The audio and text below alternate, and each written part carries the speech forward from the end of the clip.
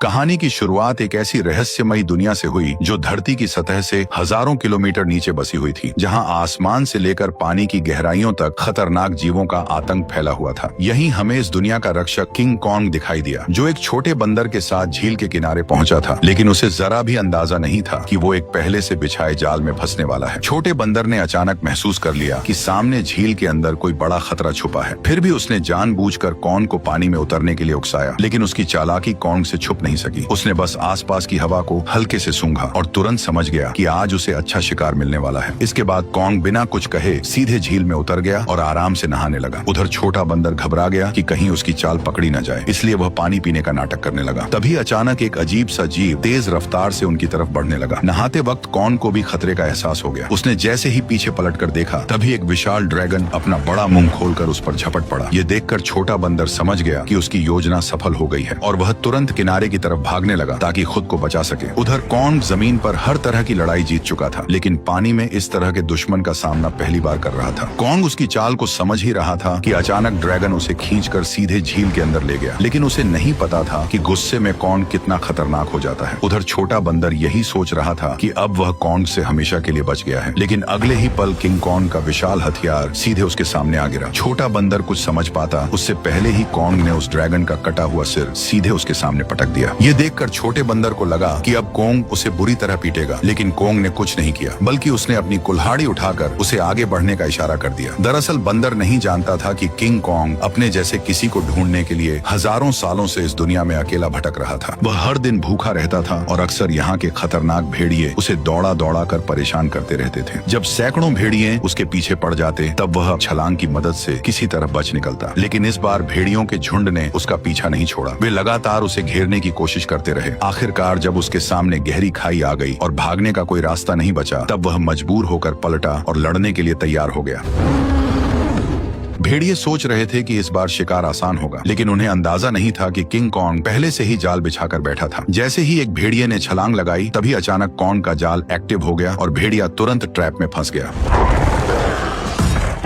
गड्ढे में गिरते ही लकड़ी के नुकीले भाले भेड़िए के आर पार निकल गए। सही मौका देखते ही कॉन्ग ने तुरंत पेड़ का भारी तना उठाकर गड्ढे में फेंक दिया। जैसे ही जाल एक एक करके एक्टिव हुए, पहाड़ से बड़े बड़े पत्थर लुढ़कते हुए नीचे गिरने लगे और भागने की कोशिश कर रहे भेड़िए वहीं फंस गए। लेकिन धुआं छटते ही कुछ जिंदा बचे भेड़िए फिर भी शिकार छोड़ने को तैयार नहीं थे। गुस्से में किंग कॉन्ग ने एक भेड़िए की लाश पकड़ी और अपनी ताकत दिखाते हुए उसे जोर से फाड़कर 2 टुकड़ों में बांट दिया। ये देखकर बाकी बचे भेड़िए डर के मारे पूंछ दबाकर वहां से भाग गए। हालांकि शिकार मिलने के बाद भी किंग कॉन्ग के चेहरे पर कोई खुशी नहीं थी, क्योंकि उसके मुंह के सड़े हुए दांत ने उसे बहुत परेशान कर रखा था। इसी बीच छुपकर बैठी एक छिपकली मौका देखकर मांस का टुकड़ा उठाकर भागने लगी। किंग कॉन्ग तुरंत उसे रोकने के लिए झपट पड़ा, लेकिन तभी उसका ध्यान दूर से आई आवाज पर चला गया। घाटी से आती उस दहाड़ को सुनकर उसे लगा कि शायद उसका कोई अपना उसे बुला रहा है, इसलिए वह तुरंत उस दिशा में दौड़ पड़ा। लेकिन वहां पहुंचकर उसे सिर्फ एक अजीब सा मेंढक मिला जो उसी के जैसी आवाज निकाल रहा था।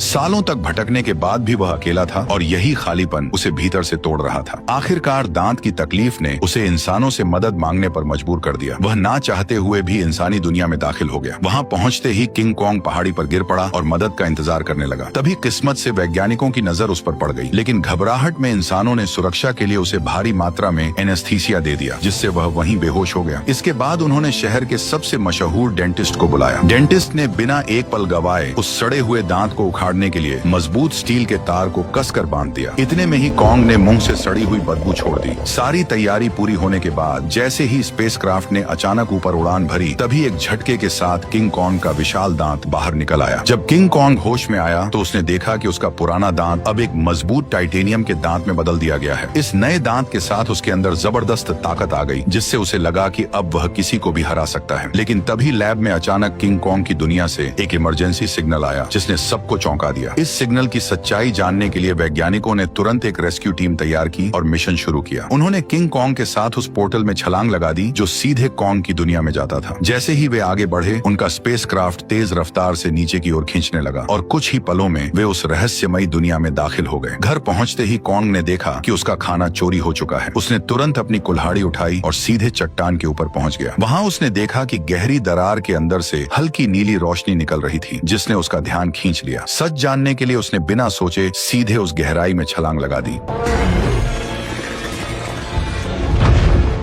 घुप अंधेरे में पहुंचते ही उसकी कुल्हाड़ी अपने आप चमकने लगी। रोशनी पड़ते ही उसे दिखा कि चारों तरफ अजीब चमकदार पत्थर फैले हुए हैं जो इस रोशनी पर रिएक्ट कर रहे थे। तभी अचानक दूर से भयानक दहाड़ की आवाज गूंज उठी। वह उस आवाज का पीछा करते हुए झरने के पार पहुंचा, जहां उसे एक नई छिपी हुई दुनिया दिखाई दी। धीरे धीरे आगे बढ़ते हुए उसे अजीब सी बदबू महसूस हुई जो उसे अपनी ओर खींच रही थी। अचानक उसके सामने एक बेहद खतरनाक और विशाल साया उभर आया, जिसे देखते ही किंग कॉन्ग ने तुरंत अपनी कुल्हाड़ी उठाकर मुकाबले के लिए खुद को तैयार कर लिया। जैसे जैसे दोनों के बीच दूरी कम होती गई, वह विशाल साया धीरे धीरे छोटा होता गया और जब सामने आया तो सच्चाई कुछ और ही निकली। असल में वह कोई राक्षस नहीं बल्कि एक छोटा सा मासूम पीले बालों वाला बंदर था, जिसे देखकर वह खुद भी चौंक गया। हजारों सालों में पहली बार अपने जैसे किसी को देखकर किंग कॉन्ग तुरंत झुक गया और अपना हथियार नीचे रख दिया। इसके बाद उसने बंदर से दोस्ती करने के लिए अपना हाथ आगे बढ़ाया। उसे लगा था कि छोटा बंदर भी उसी की तरह अपने जैसे किसी को देखकर खुश होगा, लेकिन अचानक उसने किंग कॉन्ग को जोर से काट लिया।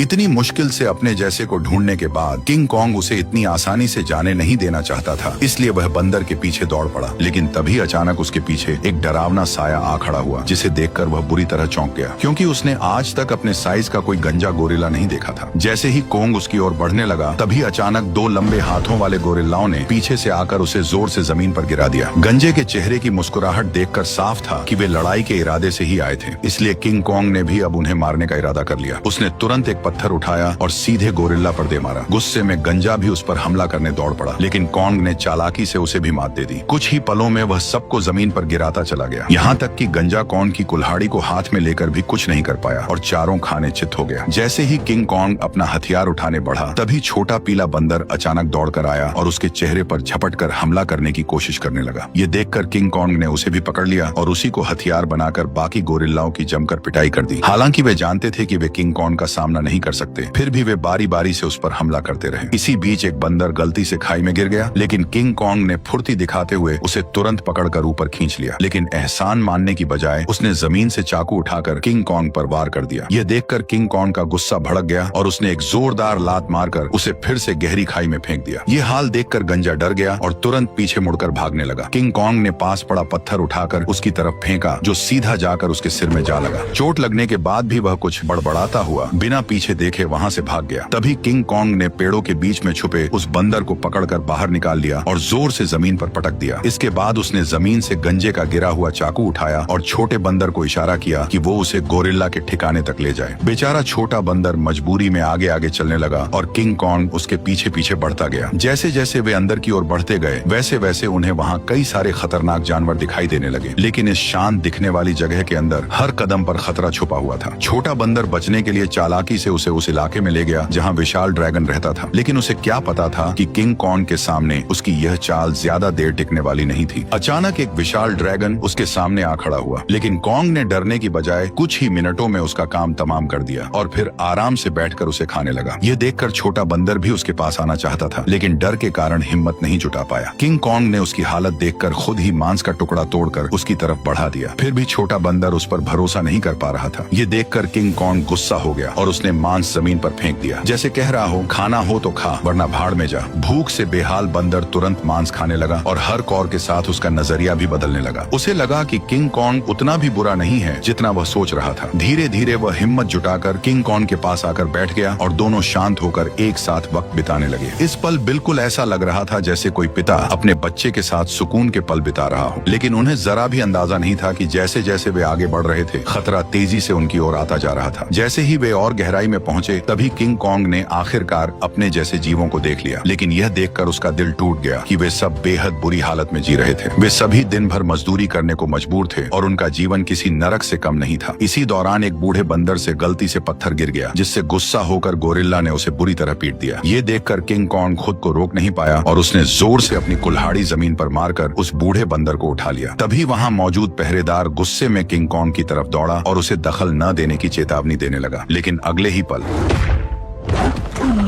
किंग कॉन्ग की हिम्मत ने बाकी बंदरों में उम्मीद जगा दी, लेकिन उसी वक्त भागा हुआ गंजा ये सब देख रहा था। उसने तुरंत जाकर यहाँ के राजा स्कार किंग को सब कुछ बता दिया। गोरिल्ला की बातें सुनते ही स्कार किंग का गुस्सा फूट पड़ा। जैसे ही वो अपने सिंहासन से उठा, रास्ते में आने वाले सभी बंदर उसके सामने झुकते चले गए, लेकिन किंग कॉन्ग बिना डरे वहीं खड़ा रहा। स्कार किंग ने ध्यान से उसे देखा और कॉन्ग के मुंह में लगे स्टील के दांत को देखकर वो हंस पड़ा, लेकिन अगले ही पल उसने अपना गुस्सा निकालने के लिए एक बंदर को लात मारकर धधकते लावा में फेंक दिया। ये देखकर किंग कॉन्ग का गुस्सा अपने चरम पर पहुंच गया। अपनी ताकत दिखाने के लिए स्कार किंग ने अपने कंधे से हथियार निकाला और किंग कॉन्ग को सबक सिखाने के लिए खुद को तैयार कर लिया। किंग कॉन्ग ने भी तुरंत अपनी कुल्हाड़ी उठा ली और दोनों के बीच भयंकर लड़ाई शुरू हो गई। लंबे हथियार का फायदा उठाते हुए उसने अचानक हमला कर दिया और किंग कॉन्ग एक पल के लिए भी संभल नहीं पाया। स्कार किंग ने हथियार पर लगे क्रिस्टल की मदद से कॉन्ग पर कई सारे वार कर दिए। गुस्से में आकर कॉन्ग उस पर टूट पड़ा। ताकत के मामले में वह किंग कॉन्ग के सामने टिक नहीं सकता था, इसलिए वो कॉन्ग से दूरी बनाकर लगातार वार करने लगा और किंग कॉन्ग धीरे धीरे पीछे हटने पर मजबूर हो गया। इसी बीच किंग कॉन्ग की कुल्हाड़ी भी उसके हाथ से छूटकर जमीन पर गिर गई। मौका पाकर उसने अपने हथियार से किंग कॉन्ग का गला जकड़ लिया और उसे काबू में करने की कोशिश करने लगा। स्कार किंग को लगा कि अब उसने लड़ाई जीत ली है, लेकिन किंग कॉन्ग ने पूरी ताकत लगाकर उसे उठाया और जोर से जमीन पर पटक दिया।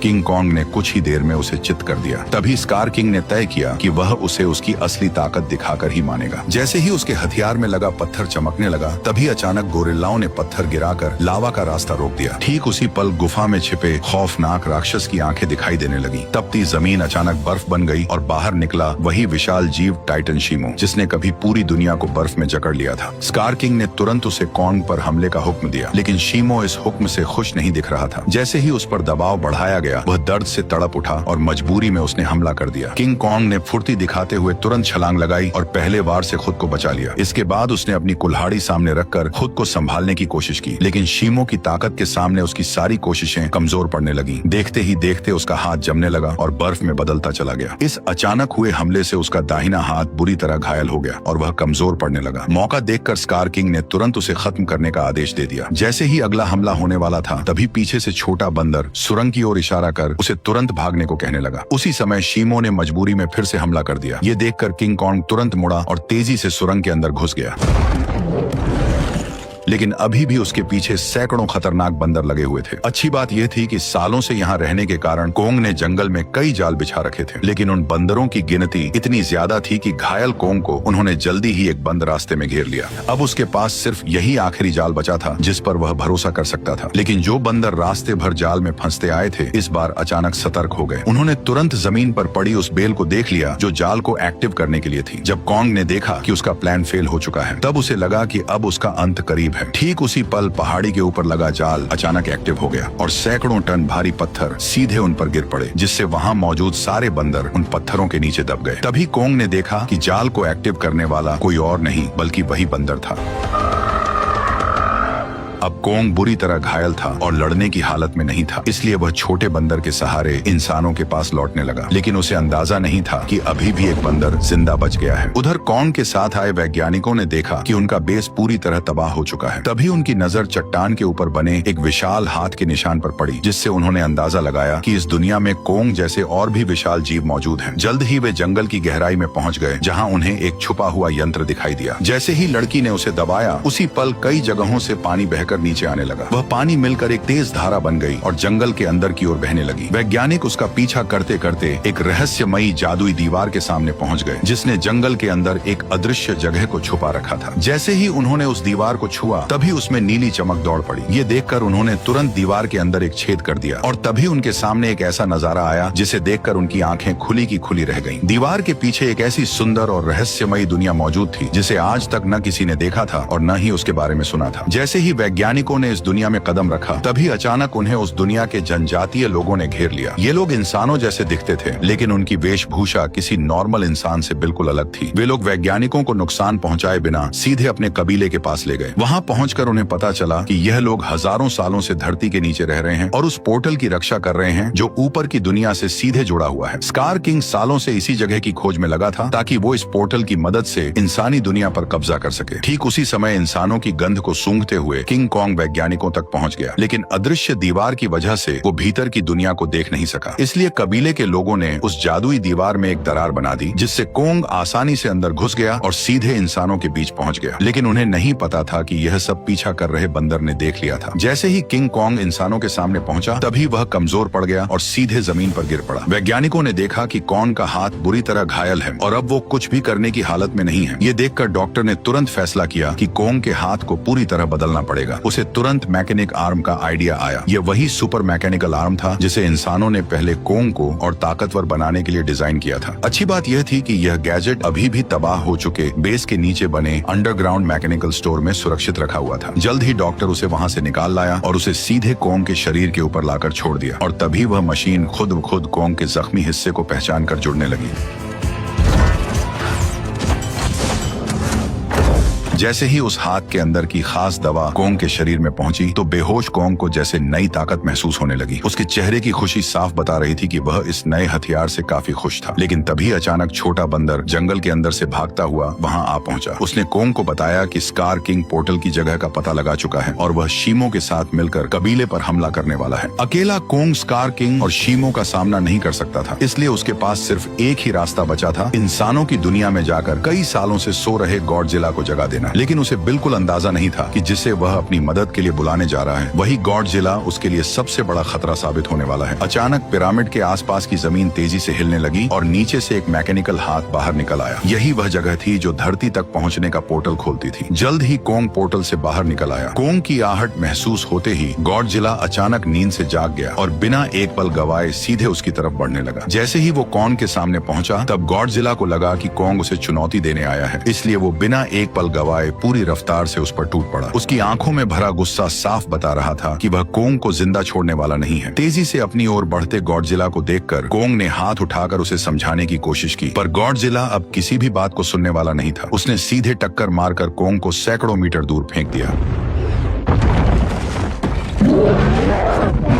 गॉडजिला को रुकता न देखकर कॉन्ग ने पीछे से हमला किया ताकि किसी तरह उसे शांत कर सके, लेकिन रेत आंखों में जाते ही गॉडजिला और भड़क गया। उसने पलटकर कॉन्ग के हाथ को अपने जबड़ों में जकड़ लिया और जोर से उसे जमीन पर पटक दिया, जिससे कॉन्ग पूरी तरह चकरा गया। कॉन्ग संभल भी नहीं पाया था कि गॉडजिला फिर से उस पर टूट पड़ा। जब बातों से कुछ नहीं हुआ तो कॉन्ग ने भी जोरदार पलटवार शुरू कर दिया। हालांकि गॉडजिला अपने सबसे ताकतवर रूप में था, लेकिन मैकेनिकल आर्म की ताकत के साथ अब कॉन्ग भी किसी से कम नहीं था। लेकिन जब कॉन्ग ने देखा कि वह गॉडजिला को हरा नहीं पाएगा, तब उसने बिना एक पल गवाए उसे पकड़कर जबरदस्ती पोर्टल की ओर खींचना शुरू कर दिया। उधर कबीले के लोगों ने स्कार किंग को रोकने के लिए एक खास रेड लिक्विड पानी में मिला दिया। जैसे ही लिक्विड पानी में घुला, एक जादुई बदलाव शुरू हो गया। उससे एक ऐसा सिस्टम एक्टिव हुआ जो दो विशाल पिरामिड को आपस में जोड़ने लगा, और जैसे ही ये पिरामिड जुड़ते, ग्रेविटी कुछ समय के लिए खत्म हो जाती, जिससे सब हवा में उड़ने लगते और स्कार किंग के लिए पोर्टल तक पहुंचना लगभग नामुमकिन हो जाता। लेकिन पिरामिड पूरी तरह जुड़ पाते उससे पहले ही स्कार किंग वहां पहुंच गया। आते ही उसने उस एंटी ग्रेविटी सिस्टम को पहचान लिया। उसने तुरंत शीमो को आदेश दिया कि वह बर्फ से पिरामिड के बीच का रास्ता बंद कर दे। तभी अचानक पोर्टल से एक तेज रोशनी निकली और जमीन पर आ गिरी। अगले ही पल गॉडजिला और कॉन्ग मलबे को चीरते हुए बाहर निकल आए। जैसे ही गॉडजिला की नजर शीमो और स्कार किंग पर पड़ी, तभी उसे सब समझ आ गया कि कॉन्ग उसे यहाँ क्यों लाया है। इसलिए बिना एक सेकंड गवाए वह कॉन्ग के साथ मिलकर उन पर टूट पड़ा। उधर स्कार किंग भी शीमो के साथ उनकी तरफ बढ़ने लगा। दोनों तरफ कोई भी कमजोर नहीं था। जैसे ही चारों भिड़े, उसी पल बर्फ टूट गई और पिरामिड आपस में टकरा गए। उस टक्कर से निकली लहर ने पूरी जगह की ग्रेविटी खत्म कर दी। हर कोई हवा में तैरने लगा, लेकिन इसके बावजूद गॉडजिला बिना ग्रेविटी के भी तेजी से बचते हुए सीधे शीमो की तरफ बढ़ने लगा। वहीं चालाक स्कार किंग ने कॉन्ग की कुल्हाड़ी उठाकर उसी पर हमला कर दिया, पर कॉन्ग ने अपने मैकेनिकल आर्म से हर वार को रोक दिया। कुछ ही पलों में हालात पलट गए और कॉन्ग स्कार किंग पर भारी पड़ने लगा, लेकिन दुश्मन ज्यादा होने की वजह से उस पर पीछे से हमले होने लगे। ये देखकर छोटा बंदर पत्थर उठाकर कॉन्ग की मदद करने लगा। तभी मौका पाकर शीमो ने गॉडजिला पर हमला किया और कुछ ही पलों में उसे पूरी तरह बर्फ में जमा दिया। लेकिन गॉडजिला भी उससे कम नहीं था। उसने एक ही झटके में बर्फ तोड़ दी। उसी समय एंटी ग्रेविटी सिस्टम बंद हो गया और दोबारा ग्रेविटी लौट आई। मौका मिलते ही स्कार किंग कॉन्ग की पकड़ से निकलकर सीधे पोर्टल में कूद पड़ा। उसे रोकने के लिए गॉडजिला और कॉन्ग भी उसके पीछे कूद पड़े, लेकिन इस अफरा तफरी में कॉन्ग की कुल्हाड़ी वहीं छूट गई। दूसरी तरफ इंसानों को अंदाजा भी नहीं था कि कितना बड़ा खतरा आने वाला है। अचानक समुद्र की लहरें जमकर बर्फ के पहाड़ में बदल गईं। अगले ही पल स्कार किंग शीमो के साथ धरती पर पहुंच गया। खुले आसमान की रोशनी पाकर उसने नीचे मौजूद इंसानों को देखकर जोरदार दहाड़ लगा दी।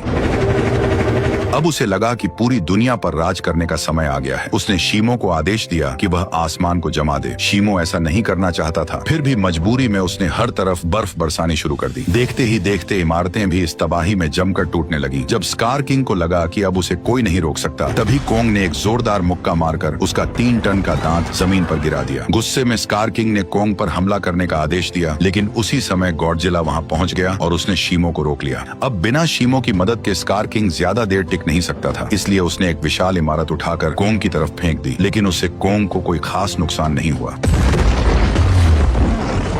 तभी अचानक शीमो पीछे से आकर कोंग के मैकेनिकल आर्म पर झपट पड़ा। शीमो ने फिर से कोंग का हाथ जमाना शुरू कर दिया। ये देखकर स्कार किंग को लगा कि अब उसकी जीत पक्की है, लेकिन उसने पीछे खड़े गुस्से से भरे गॉडजिला को नजरअंदाज कर दिया। गॉडजिला ने तुरंत अपनी पूरी ताकत जगाई और उसका शरीर बैंगनी रोशनी से चमक उठा। अगले ही पल उसने सीधे स्कार किंग पर जोरदार हमला कर दिया, लेकिन स्कार किंग घबराकर किसी तरह बच निकला। उसने अपने हथियार से पलटवार करने की कोशिश की, लेकिन गॉडजिला ने उसे पकड़ लिया और एक ही झटके में 2 हिस्सों में तोड़कर अलग कर दिया, जिससे शीमो को कंट्रोल करने वाला क्रिस्टल नीचे गिर पड़ा। स्कार किंग उसे उठाने के लिए झपटा, लेकिन गॉडजिला ने उसे कोई मौका नहीं दिया। अब सब कुछ उस क्रिस्टल पर टिका था। जिसके हाथ में भी क्रिस्टल आता, वही इस लड़ाई को जीत पाता। उसी अहम पल में छोटे बंदर की नजर कोंग की छोड़ी हुई कुल्हाड़ी पर पड़ी। वह तुरंत छलांग लगाकर नीचे उतरा और कुल्हाड़ी उठाकर इंसानों की दुनिया में पहुंच गया। जैसे ही उसकी नजर जमीन पर पड़े उस क्रिस्टल पर पड़ी, तभी उसने बिना देर किए कुल्हाड़ी के एक वार से उसे चकनाचूर कर दिया। क्रिस्टल टूटते ही शीमो पूरी तरह आजाद हो गया। गुस्से में भरा स्कार किंग छोटे बंदर को पकड़कर मारने ही वाला था, लेकिन कोंग बीच में आकर उस पर टूट पड़ा और कुछ ही मुक्कों में स्कार किंग को चित कर दिया। अब बिना उस क्रिस्टल के स्कार किंग कमजोर पड़ चुका था। उधर आजाद हुआ शीमो गॉडजिला की तरफ देखने लगा, मानो किसी इशारे का इंतजार कर रहा हो। और फिर हजारों साल बाद उसने वही किया जो वह हमेशा से करना चाहता था। एक ही पल में उसने स्कार किंग को बर्फ की मूर्ति में बदल दिया। अगले ही पल कोंग ने उसे हवा में उछालकर पूरी ताकत से जमीन पर पटक दिया और उसके शरीर को वहीं चकनाचूर कर दिया।